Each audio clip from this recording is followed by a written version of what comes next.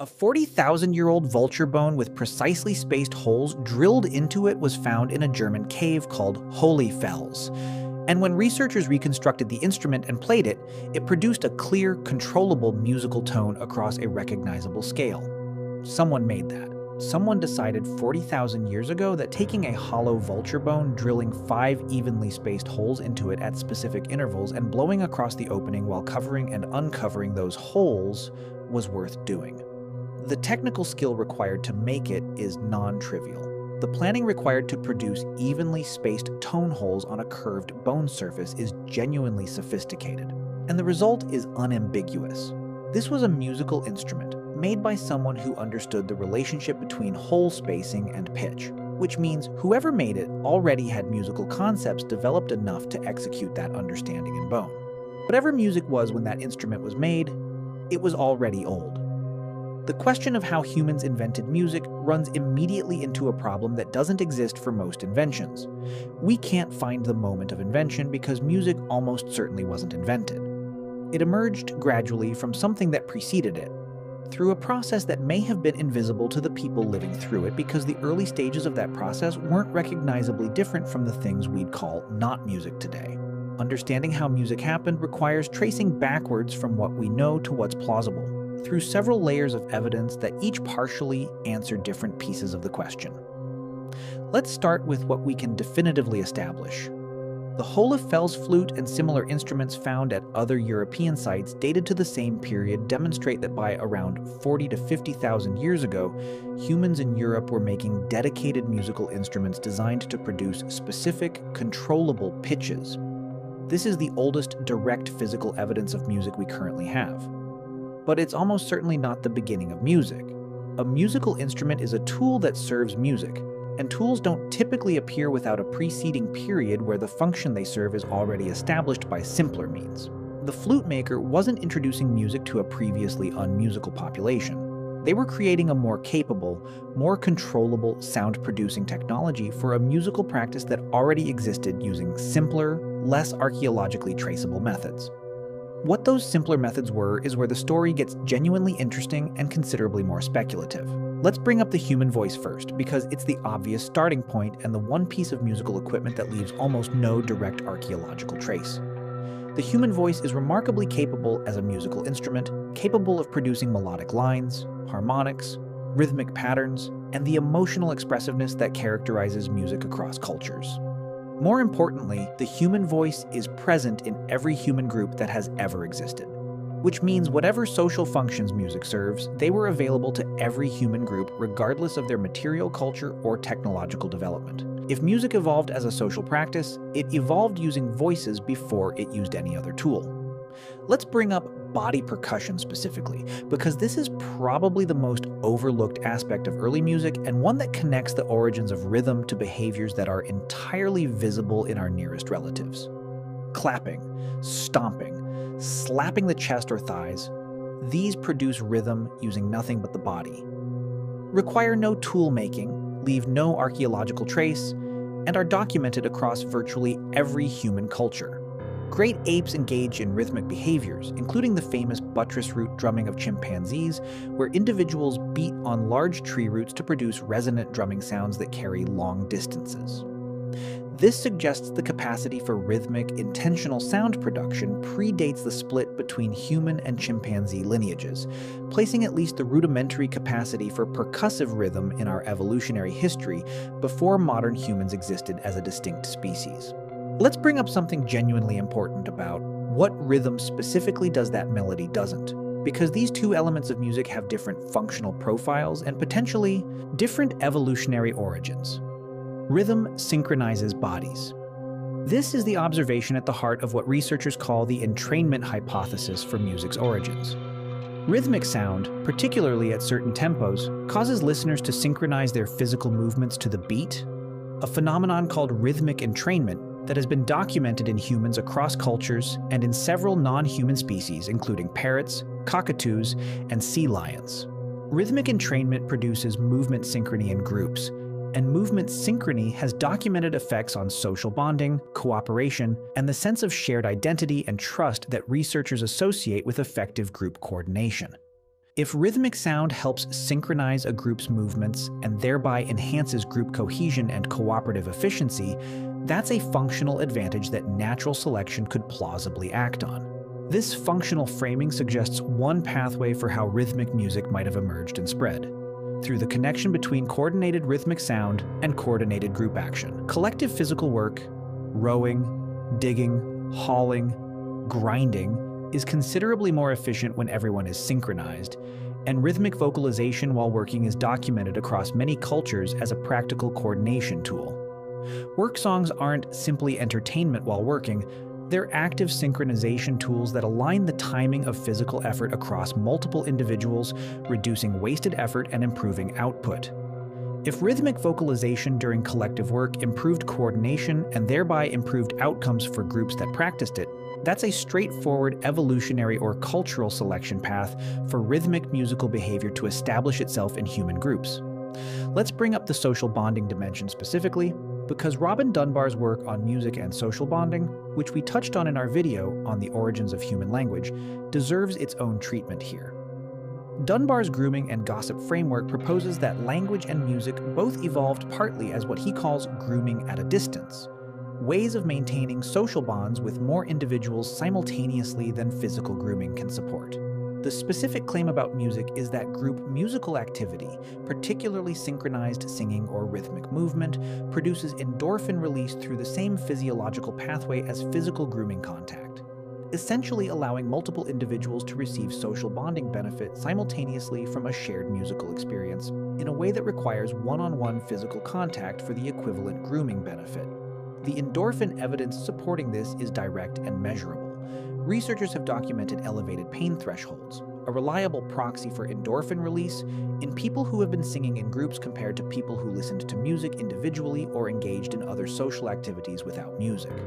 The effect is measurably larger for active group participation in music than for passive listening, consistent with the endorphin hypothesis rather than simply reflecting musical pleasure generally.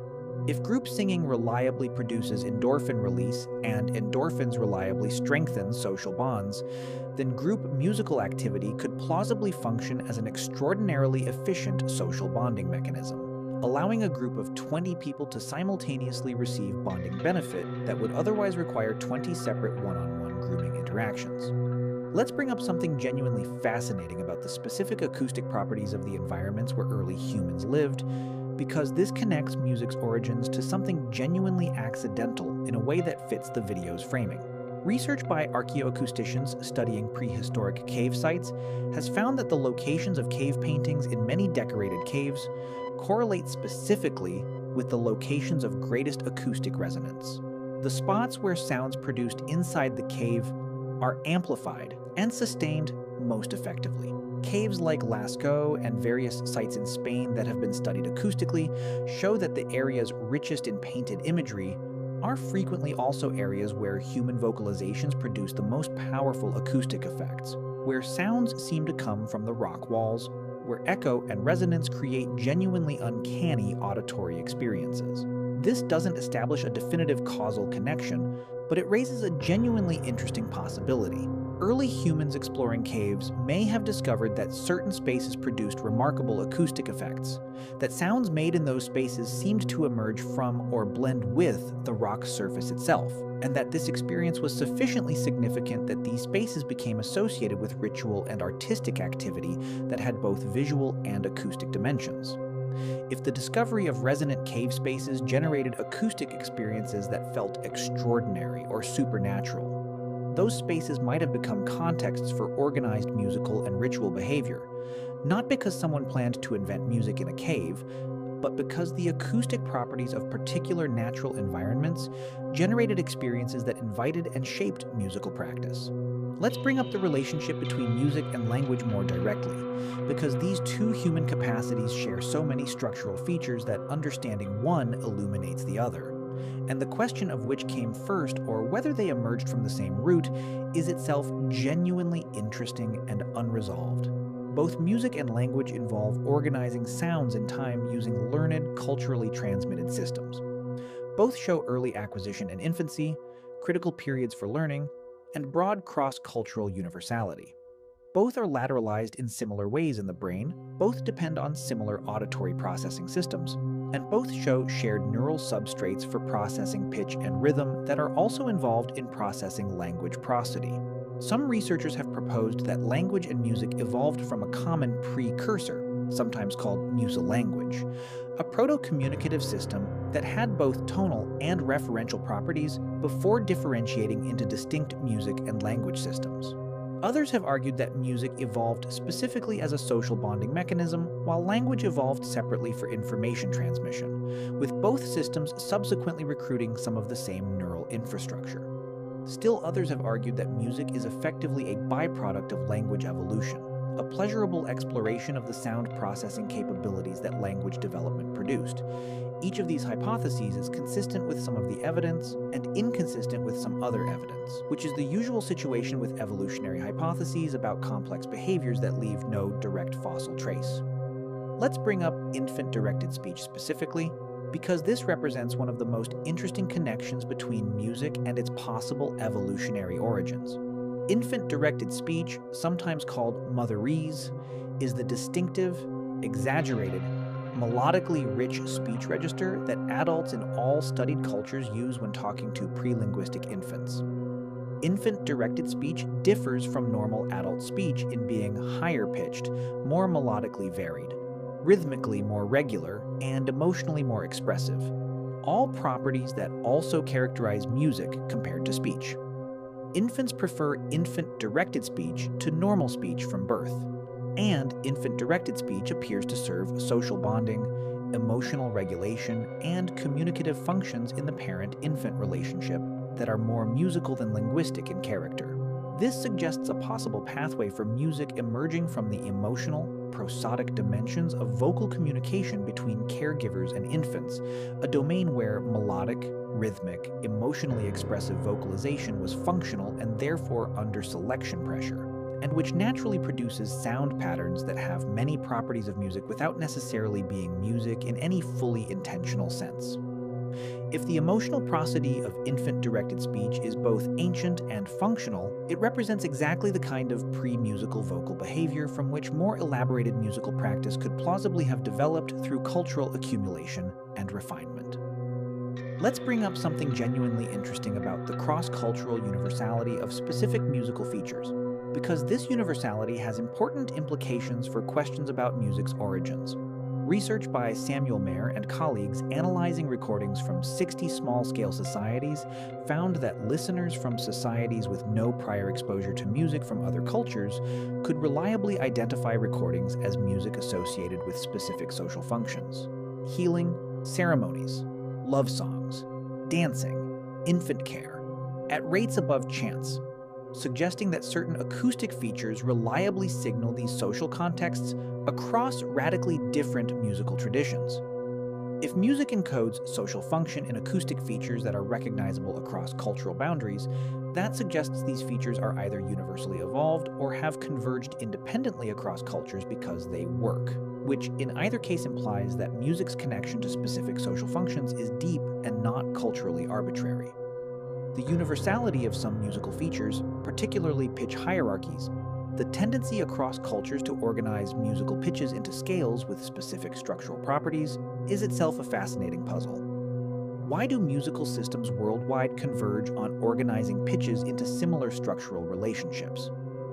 One possibility is that these structural features reflect properties of the human auditory system that create perceptual consonance and dissonance in ways that are consistent across individuals, creating common aesthetic preferences that independently arising musical traditions converge toward. Another possibility is that these structures reflect universal features of vocal tract acoustics, the natural harmonics of human vocal production that tend to cluster at certain frequency ratios that become culturally encoded as consonant intervals. Let's bring up something worth noting about the accidental dimension of musical discovery more directly, because the video's framing of invention as accidental is worth engaging with seriously, rather than just using as a hook. The most clearly accidental aspect of music's emergence is probably the discovery of specific acoustic phenomena that humans then elaborated culturally. The resonance of hollow objects, The acoustic properties of particular spaces, the specific intervals at which vocal harmonics naturally cluster, the way certain rhythmic tempos produce involuntary movement synchronization. None of these discoveries required anyone to intend to invent music. They required people to produce sounds in the course of other activities, to notice when those sounds produced interesting effects, and to repeat and elaborate the behaviors that produced the interesting effects. The cultural accumulation of those elaborations over many generations, plus the social bonding functions that particular forms of musical behavior reinforced, plus the emotional and cognitive effects that musical experience produces in human brains, plus the competitive elaboration of musical tradition in social contexts where musical ability signals things about an individual's cognitive ability and social investment. All of these processes together could produce sophisticated musical culture without anyone ever sitting down and deciding to invent music. Let's bring up something genuinely interesting about musical ability as a signal specifically, because sexual selection may have contributed to music's elaboration, even if it didn't originate it. Geoffrey Miller's sexual selection hypothesis for music proposes that musical ability functions as a costly, hard-to-fake signal of genetic quality and cognitive ability, similar to other costly ornamental displays in other species, and that both the production and appreciation of music have been shaped partly by mate preference dynamics over the course of human evolution. Professional musicians do show elevated reproductive success in some studied populations, consistent with the sexual selection hypothesis, though the effect is complicated by confounding variables. More relevant may be the observation that musical complexity and elaboration tend to increase in social contexts where individuals are displaying for each other, consistent with the competitive elaboration of musical ability in social contexts, functioning as a form of costly signaling regardless of the specific audience. Let's bring up something genuinely important about what neuroscience tells us about how the human brain processes music, because the neural architecture of music processing provides important clues about how deep in our biology music's roots actually go. Music processing in the human brain is extraordinarily distributed, engaging not just the auditory cortex but motor systems, emotional processing centers including the amygdala, reward systems including the dopaminergic pathways, memory systems, and social cognition networks simultaneously. This extensive, multi-system neural engagement with music isn't what you'd expect from a recently acquired cultural skill built on top of a more primitive auditory processing system. It looks more like what you'd expect from a domain of experience that has been functionally significant long enough for specialized processing to be incorporated across many systems, or alternatively, from a domain that so powerfully activates multiple independent systems simultaneously that it produces its distinctive emotional and social effects precisely through that multi-system engagement. Chills or goosebumps that music produces in many people, sometimes called frissons, are themselves physiologically interesting. They're mediated through the same autonomic nervous system pathways that produce goosebumps in response to cold or threat, and they appear to be triggered specifically by music that violates and then fulfills expectations about where a melodic or harmonic progression is going. The fact that a learned system of sound prediction, which is essentially what musical expectation is, can trigger a genuine, involuntary autonomic response speaks to how deeply music processing has been integrated into the brain's emotional and physiological response architecture, an integration that probably required considerable evolutionary time rather than being a recent cultural overlay. Let's also bring up the remarkable discovery of what appears to be a much older instrument than the Hohle-Fels flute, though this one is considerably more controversial. A piece of cave bear femur found at the Neanderthal site of Devje in Slovenia, and dated to somewhere around 50 to 60,000 years ago, has holes that some researchers have interpreted as a musical instrument, though others argue the holes are more plausibly explained by carnivore tooth marks or other non-musical processes. If the Devje bone is a genuine Neanderthal flute, it pushes the origin of musical instruments back considerably further and raises the genuinely fascinating possibility that music predated modern Homo sapiens, or at minimum, that music is a capacity shared between modern humans and at least some other members.